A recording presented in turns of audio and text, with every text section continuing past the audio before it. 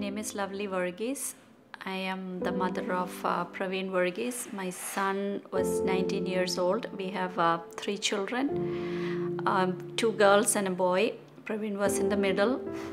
He was a sophomore at Southern Illinois University, Carbondale, studying criminology to become a police officer, and he wanted to work in FBI. Was so interested in solving cases. He used to be very funny, very active in the community, loved the God, and he was very, very active in church. On February 12th of this year, he called us around 9 o'clock and then decided to go to a house party with his cousin and his roommates. And he left the party at 11:30. Since then, we don't know what happened. We got the call the next day that he was missing. We went to Carbondale right away. So from the first day, we knew there was something went wrong with him. If he was in a position to call us, he would have called us. Or if he was able to crawl from somewhere, he would have done it. They did the search, and finally on the 18th, they found him in the woods. And we were told a story that Pravin was drunk, got into a recent acquaintance's car, got into a fight and ran into the woods and died of hypothermia. But when we had a chance to see his face, we saw the bruise on his forehead right away, and we knew something went wrong. The day after we came here, the funeral home director, we would still say he's an angel sent from God. He just wanted us to see Pravin because of his injuries. And after seeing the injury, he arranged for us to have a second autopsy there. And now we have the second autopsy result, and that shows blunt force trauma to his head is the cause of death, and there are multiple injuries that he has.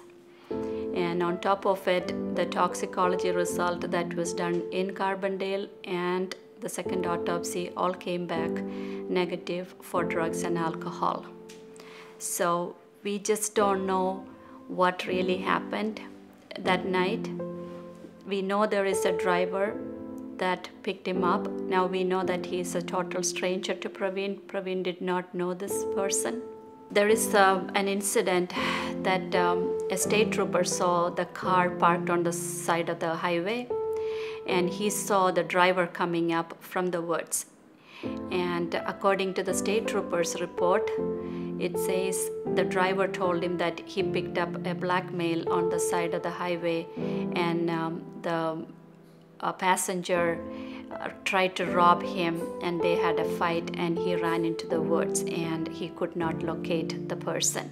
So the state trooper did not report this incident to anybody. Apparently the police told us that there was a tipper that told them about this driver that picked up Pravin. Now we know the tipper and the driver are cousins. So right now the state attorney is reviewing the case, and we don't know how long that's going to take. We don't have any official words from the police.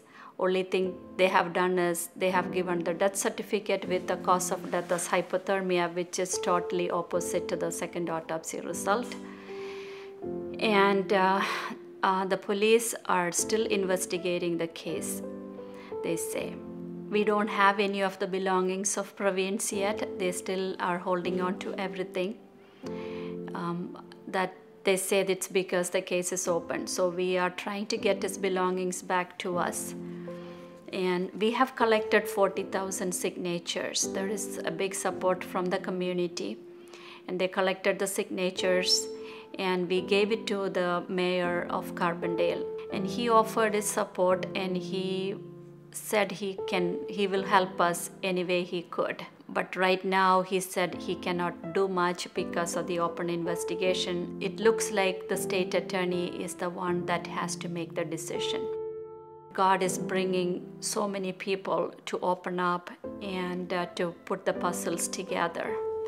There are thousands of people that are praying all around the world for us.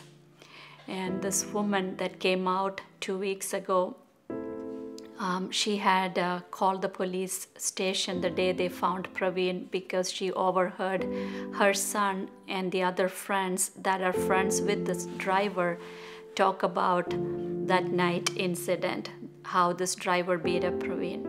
So she did call the police office, a police station, and she told everything she heard, and the police had told her that they would follow up.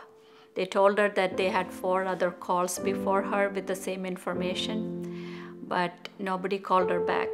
So she believed the story that the police said in the beginning, the hypothermia, until she heard the second autopsy result. Then she said it hit her like a ton of bricks, and she said she thought about the mother. So she decided to go public with it. And that is another a big piece in the puzzle, that the police was aware of all these things. Now we are on a letter writing campaign, and we need 500 letters to go to Lisa Madigan's office or to any other authority for a faster investigation into this. Our lawyer is asking for appointing a special prosecutor to the case or a grand jury investigation. So he really wants us to push that. That's what we want on the letter. And we need 500 letters, and we are up to 290. We are constantly praying the driver to come forward and say the truth. I have a great feeling that he's living with a lot of guilt, and he needs to be in peace, and we need to be in peace. So if there is not even one day that goes by that we are not praying for him, and we just hope that he will come out and say the truth, what really happened that night.